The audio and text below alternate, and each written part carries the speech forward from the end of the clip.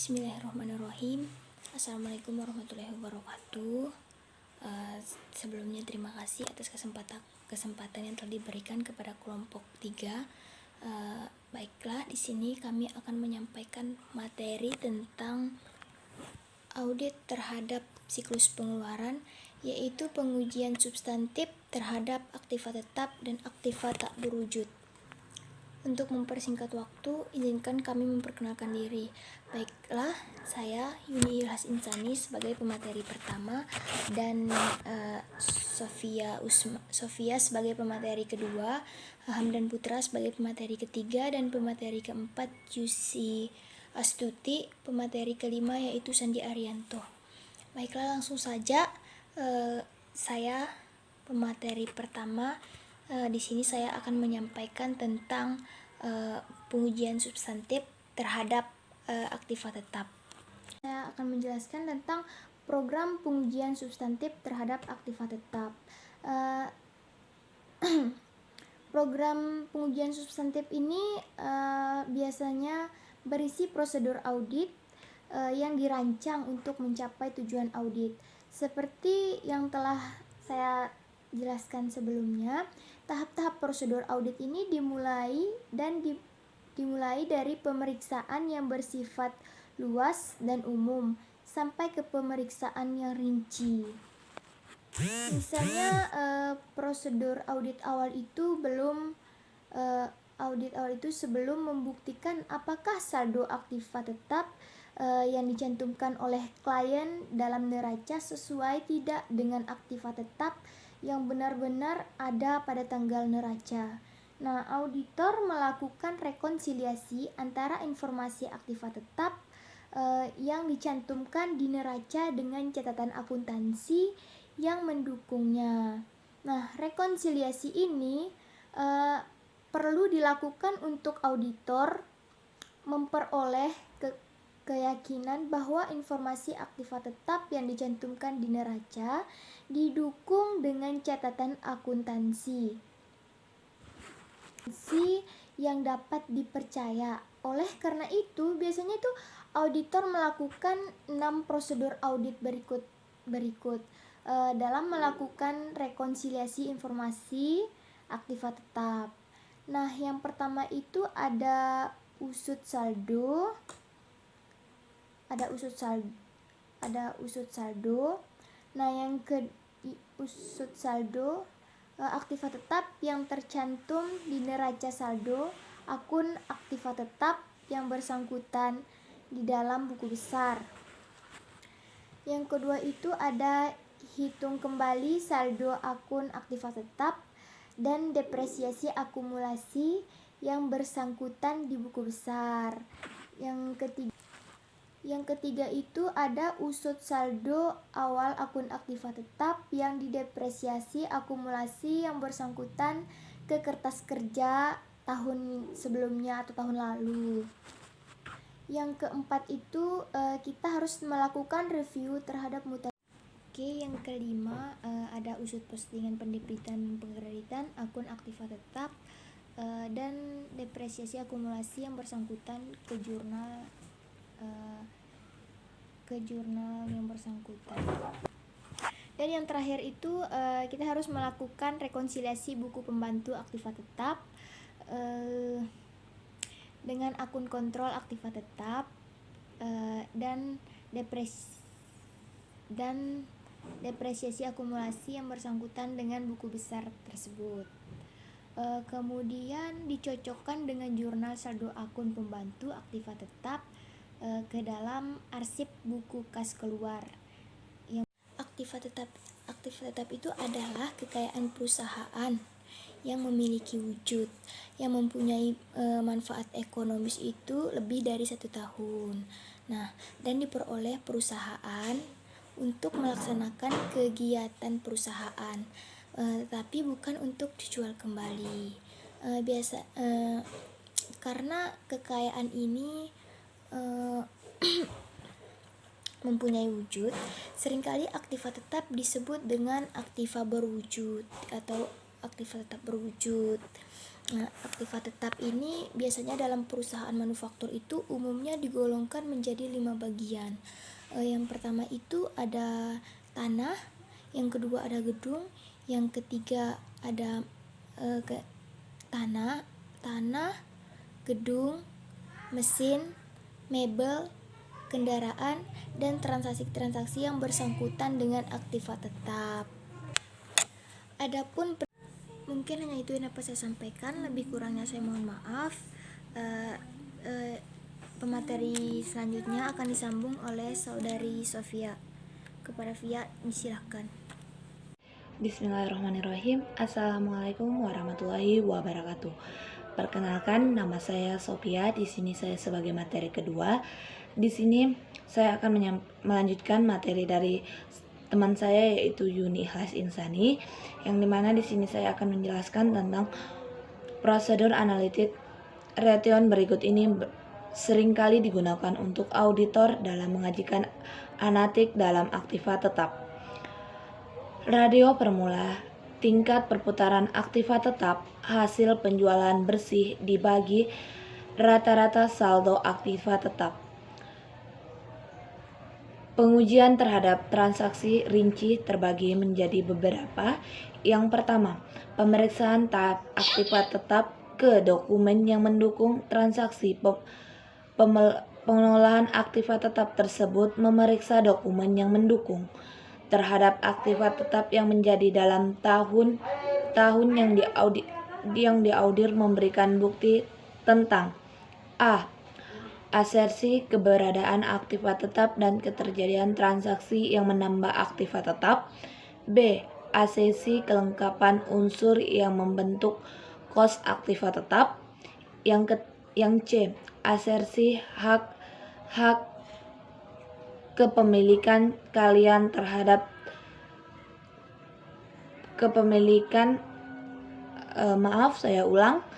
Yang ke-C yaitu asersi hak kepemilikan kalian atas tetap aktiva tetap. Yang D. Asersi penelitian aktiva tetap. Yang kedua, pemeriksaan berkurangan aktiva tetap ke dokumen yang mendukung transaksi tersebut. Pemeriksaan terhadap dokumen yang mendukung transaksi berkurangnya aktiva tetap yang terjadi dalam tahun yang diaudit memberikan bukti tentang a. asersi keberadaan aktiva tetap dan keterjadian transaksi berkurangnya aktiva tetap. Yang B. Asersi kelengkapan unsur yang mengurangi kos aktiva tetap. Yang C. Asersi hak kepemilikan kalian atas aktif tetap yang dikurangi. D yaitu asersi penilaian aktiva tetap. Yang ketiga, pemeriksaan ketetapan pihak batas transaksi aktiva tetap. Yang keempat, lakukan review terhadap akun biaya, prasarana dan pemerintahan aktiva tetap. Pengujian terhadap saldo akun rinci itu terbagi menjadi beberapa lagi. Yang pertama yaitu lakukan inspeksi terhadap tambahan aktiva tetap dalam tahun yang diaudit. Yang kedua, pemeriksaan dokumen kontrak dan dokumen hak kepemilikan kalian atas aktiva tetap. Pembuktian hak pemilik atas aktiva tetap kalian dilakukan oleh auditor dengan a. memeriksa dokumen yang mendukung perolehan dan penghitungan pemakaian aktiva tetap. Yang B. memeriksa dokumen yang mendukung transaksi pembayaran sewa. Yang C. memeriksa posisi asuransi aktiva tetap.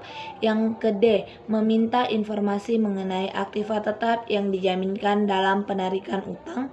Yang E. melakukan inspeksi terhadap perjanjian persewaan. Yang ketiga yaitu melakukan review terhadap perhitungan depresiasi dan deflasi aktiva tetap. Yang keempat, melakukan rekonsiliasi aktiva tetap tentu dalam buku pembantuan aktiva tetap. Yang kelima, menghitung kembali jumlah rupiah yang dicatat dalam akun-akun yang terkait dalam transaksi verifikasi dan pengukuhan.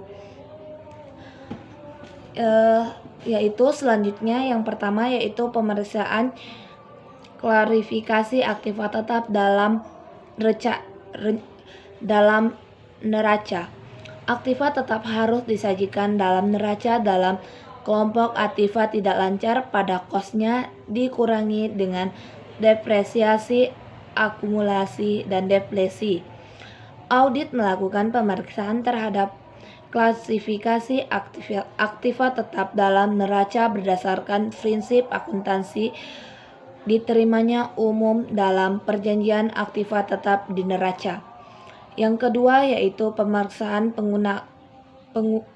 pengangkutan yang bersangkutan dengan aktiva tetap.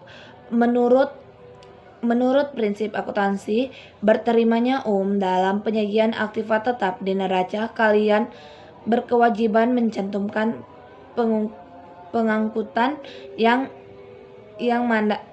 memadai mengenai metode depresiasi atau deflasi yang dipakai, aktiva tetap yang dijamin atau yang digadaikan dalam penarikan utang, dan aktiva tetap yang telah habis didepresiasi namun masih digunakan dalam kegiatan perusahaan. Cukup sekian materi yang saya sampaikan. Nanti materi selanjutnya akan disampaikan oleh teman saya.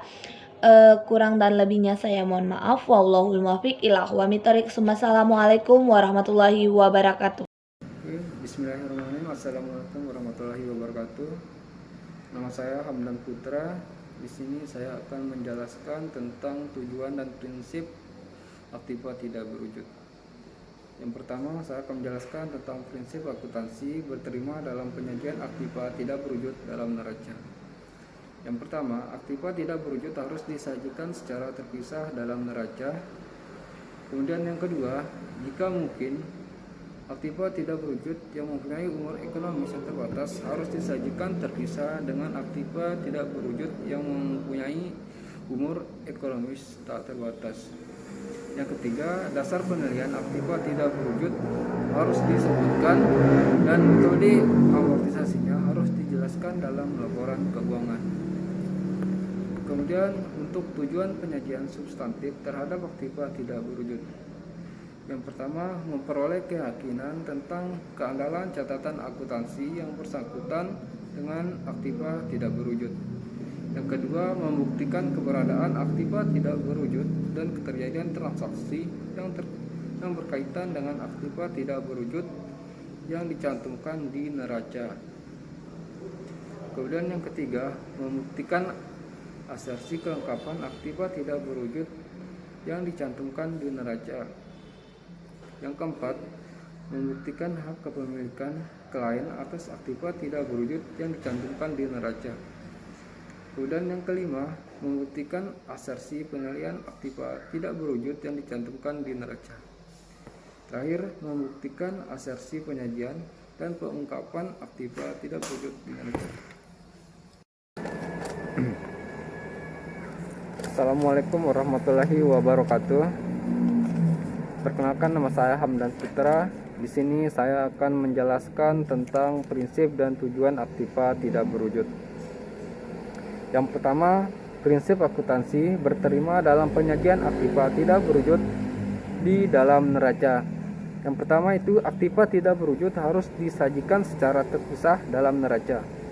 Yang kedua, jika mungkin, aktiva tidak berwujud yang mempunyai umur ekonomis terbatas harus disajikan terpisah dengan aktiva tidak berwujud yang memiliki usia ekonomis tidak terbatas.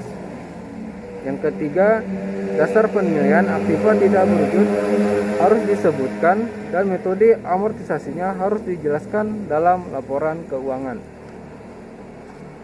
Selanjutnya, tujuan penyajian substantif terhadap aktiva tidak berwujud. Yang pertama, memperoleh keyakinan tentang keandalan catatan akuntansi yang bersangkutan dengan aktiva tidak berwujud.